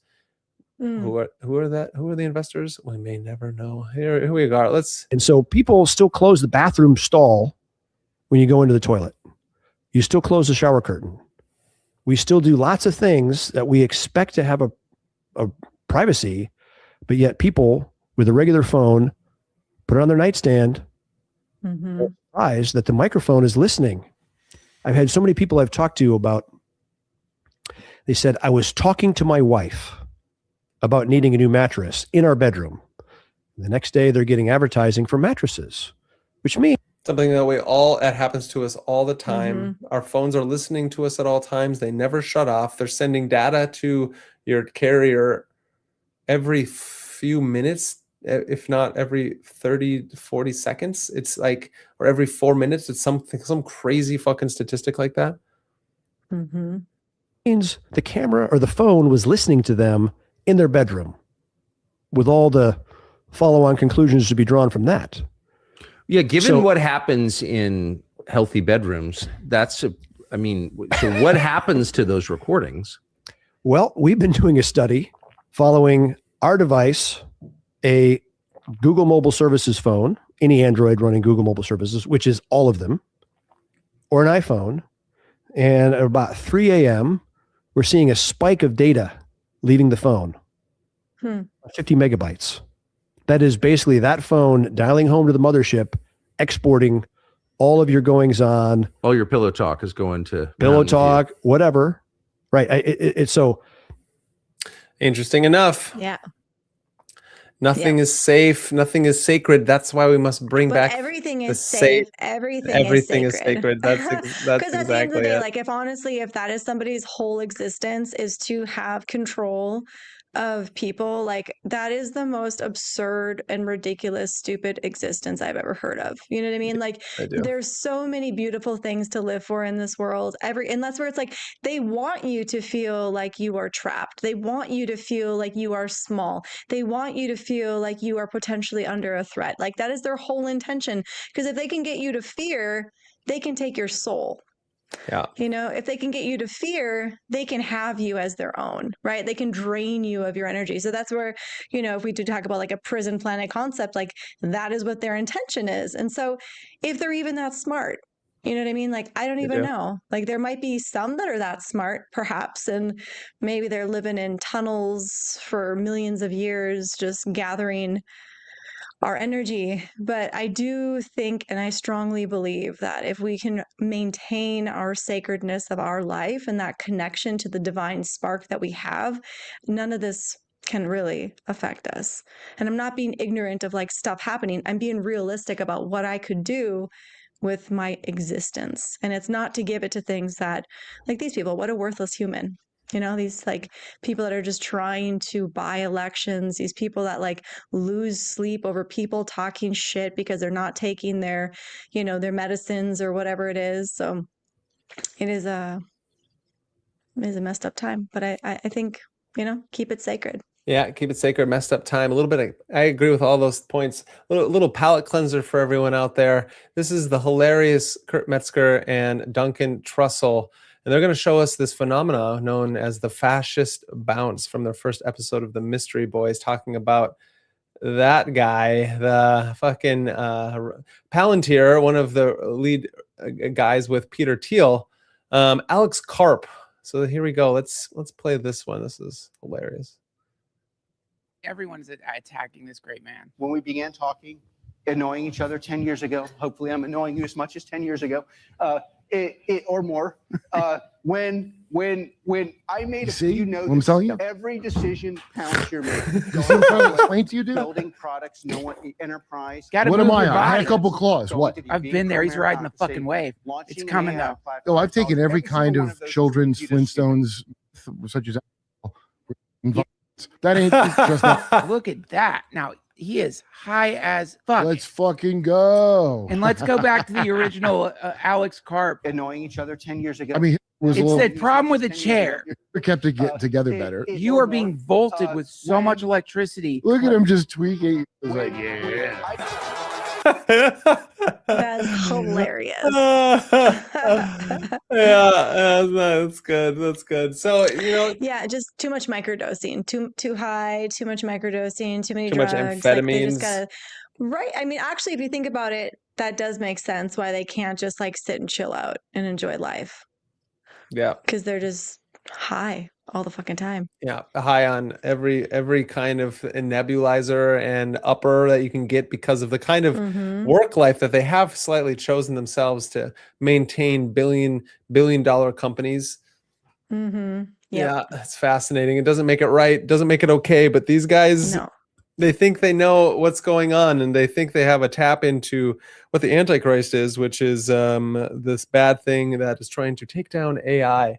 And so if you have the feeling that AI is something that, you know, if that like these, like Peter Thiel and Alex Karp and Elon Musk, they talk out of two sides of their tongue, talking about the negativities of AI. And I'm not a complete downer of AI. Obviously, I use it all the time, but it's one of those things that's like, we can see that what happens when we outsource our own mental faculties, as in like Dune, when they had to go through the great Butlerian jihad to destroy the AI machines because of it started this war. And then they came up with the laws that you shall not create, you shall not create anything in the image of man, as in the brain, that runs like the brain and does computational mathematics and logical, because of it went out of control and they had to destroy it. And so fascinating enough, we're finding ourselves falling into exactly the thing that was so worrisome in a lot of our science fiction and some of the greatest prophetic science fiction writers, which are prophets in and of themselves, who are tapping into something else, discovering something that we maybe is our past, maybe is our future, but can help guide us along this path. And that is the idea that we can become our own Kiswat Heterock. We can become our own Bene Gesserit or Jedi.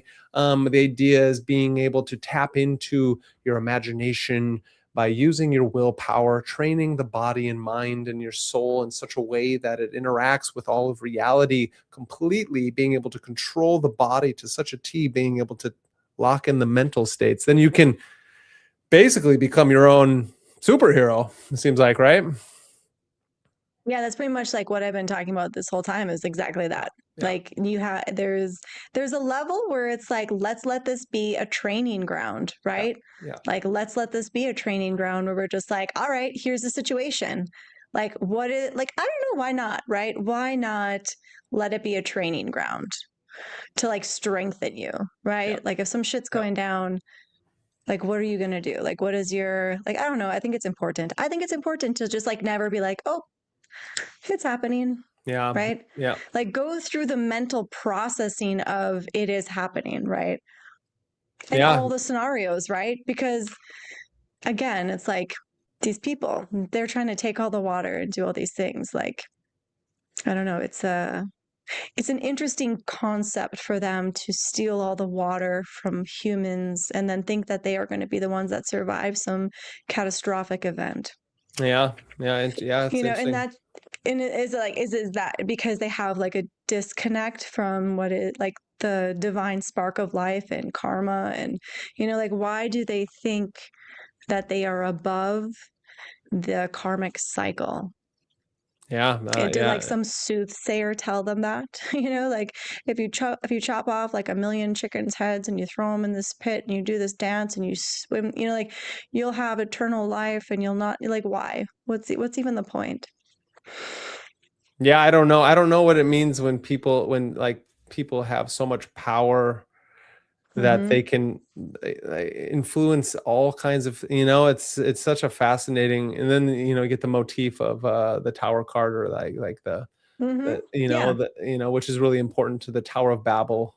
This idea that when you reach up so far to the stars, to the moon, to away from the grounded reality, that you build this thing that can't hold, and then it falls, and so it's like, it's really important to understand that from its embodied symbolic understanding of how our psychology works, and which moves our everything in the world. And so if we're going to continue to build these towers to so high that without a sturdy foundation, which is the people are the foundation of society, and their needs aren't being met.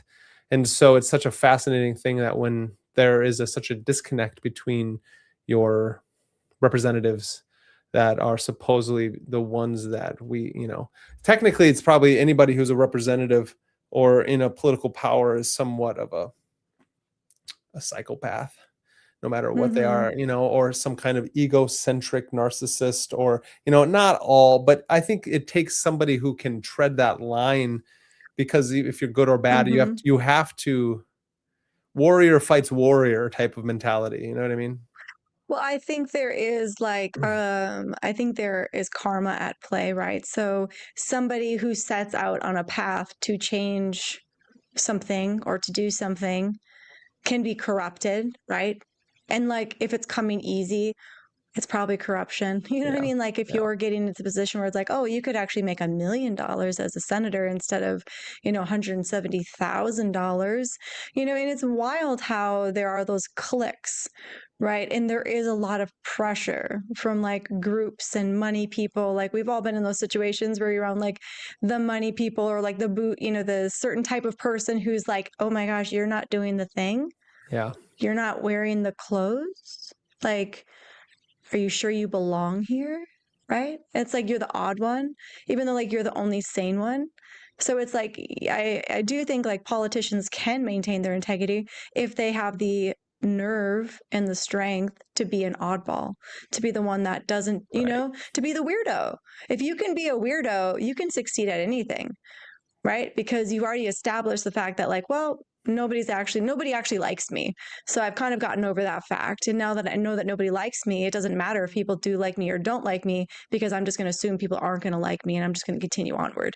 And I think that's where like to have that ability to hold that strength inside of yourself is something that people should develop. But unfortunately, people that typically go into politics are ones that are like diaper people, right? They're like diapers. They just wear diapers. They're like diaper humans. They need the McDonald's, they need the Starbucks, they need they need the alcohol, they need all the little soft cuddly things to keep them safe, right? And so they wear the diapers and they let the people change them for them. And so they're not actually like competent humans, unfortunately, most of them. But I would say like some of them are. But some of them are just trying to like regroup their their existence that has been worthless thus far, right? And so they're trying to gather the sense of like, oh, I belong, I have power, people respect me, oh my God, this is great. Yeah. Right? And it's like, really? Like that's what you're going for? That's like the most pathetic thing. Yeah, it's the most pathetic thing. Yeah, it is. It's It so is fragile. Yeah, it makes fragile humans. In something we didn't talk on, but we've talked about, and I'm probably going to make a separate video on, is how we're being put into the world. And Youngblood actually did talk about this. He put it up there. Is that Steven Spielberg creating the Disclosure movie? You know, and so you are getting disclosure on all levels, whether you like it or not. The point of this is, if you understand that there are ways to tap into the complete magical experience through whatever those practices look like to you, and if you have the ability to train and discipline your body-mind synthesis, you can experience things for yourself through the Gnostic lens, through true gnosis, instead of having to listen to somebody else's experiences of how the unknown is being represented to you, how the unknown is going to be disclosed to you. Because if disclosure then is coming from the outside and isn't an internal event, then it's never going to be something that is going to it's always going to be a national security threat that you're never truly going to know anything about. But if you can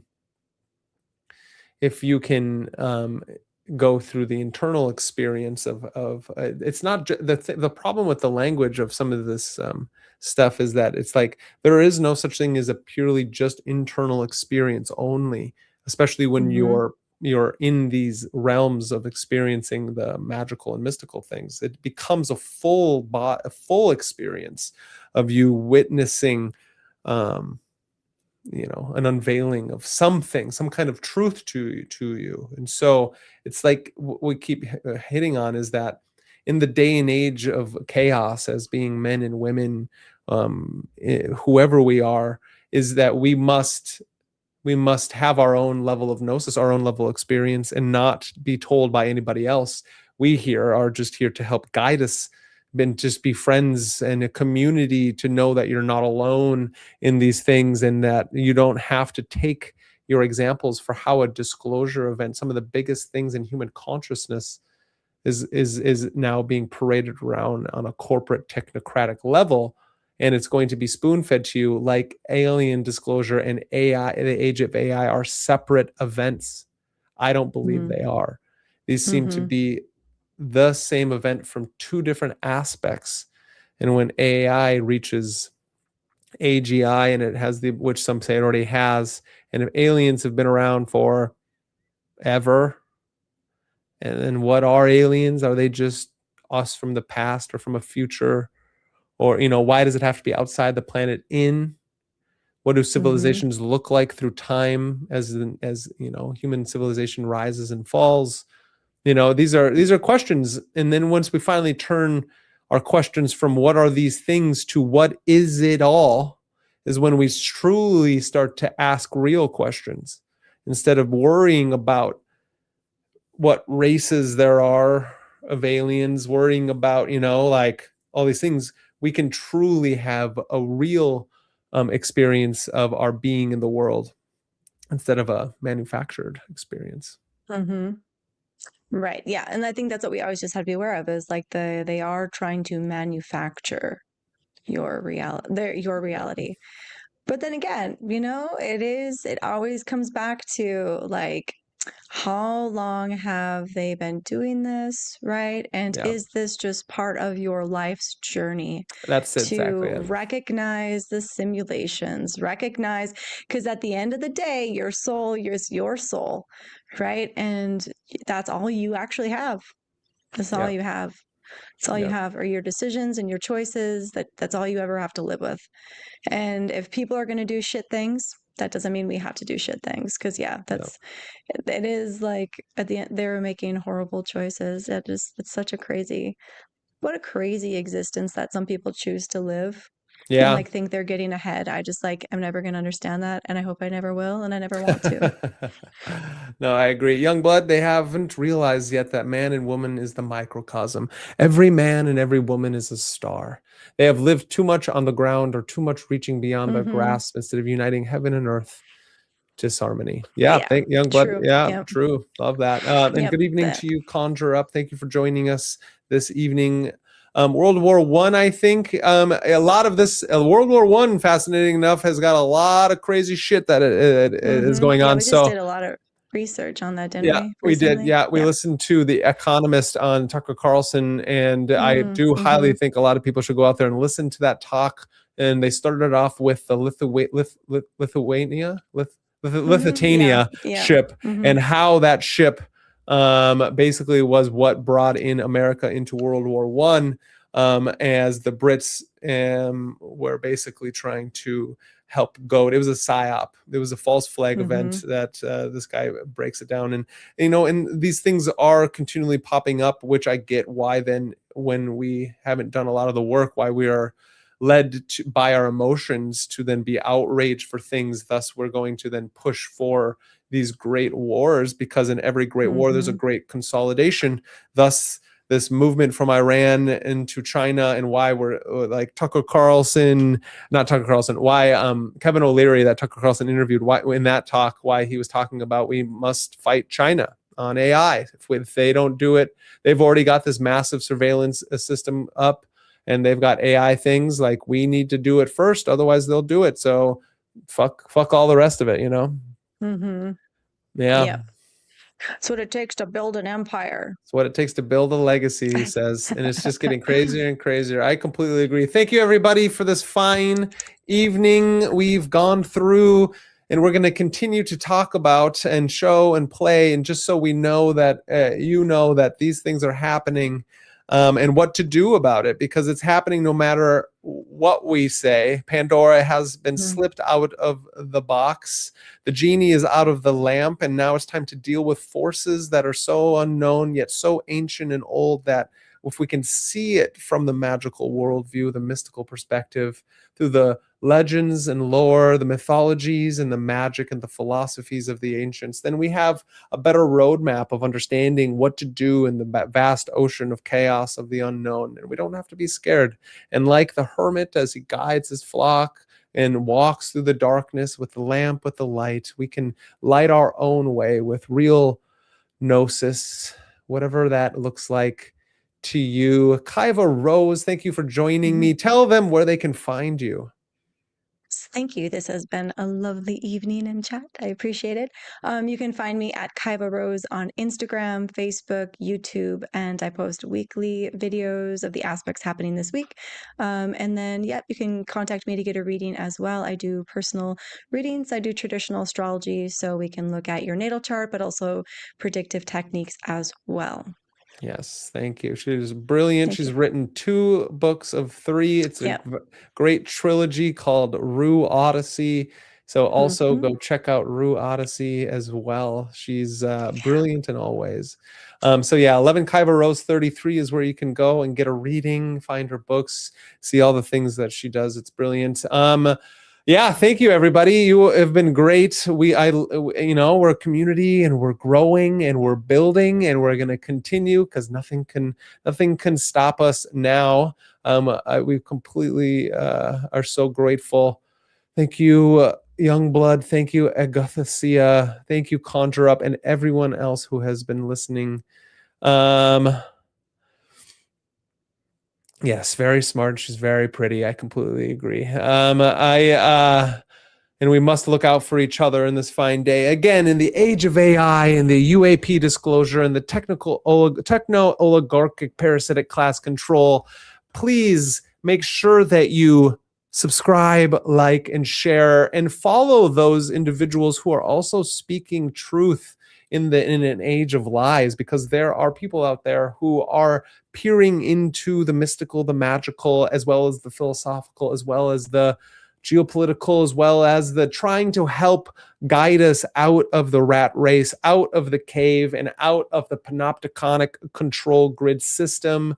Take a look at the myth, the magic, the mystery of the world, because if we understand that there's more than just the mechanistic worldview of this kind of machine, this black iron prison that wants to take substance and meaning, myth and magic out of our life, then we can be the ones that understand, and then we can have true disclosure, true an unconcealment of truth, to tap into that real, authentic, embodied experience that we all are really searching for. It's already there. You just have to make sure that you uncover the wounds and interact with the abyss that actually lies within your own heart, which connects to the vast grid of all things. Colin Conkright, his video, I'm coming out with his interview. He just wrote The Universalist, a brilliant book. The man is brilliant. American Esoteric is brilliant. So make sure we tap into what's going on with him. That was a fantastic interview. We get deep into the Universalist, the Universals, and we talk about extraterrestrial. We talk about the UAP disclosure, as well as all the mystical experiences, because that's where it starts, in that mystical experience where you have true disclosure. If you haven't already, watch the David Beth episode of The Black Pilgrimage, that brilliant conversation and interview I did. He's a true magus, a true philosopher, a true scholar and writer out there in this day and age, and we must protect them at all costs.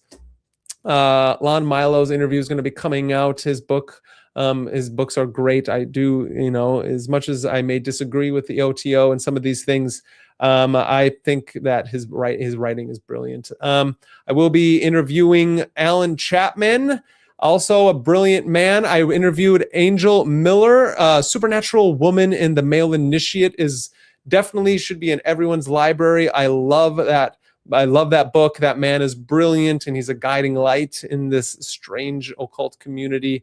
And then, we interviews after interviews, video essays, and more shows. Follow the Rejects. Nick is crushing it with the Occult Rejects. Shout out to Jin the Ninja and the Threshold Saints and the Grey Lodge. This is a community that we are building, that's being built, that's already built, and we're just tapping into it. Thank you, everybody, for such a fine evening. Thank you for all joining us. And until next time, good night.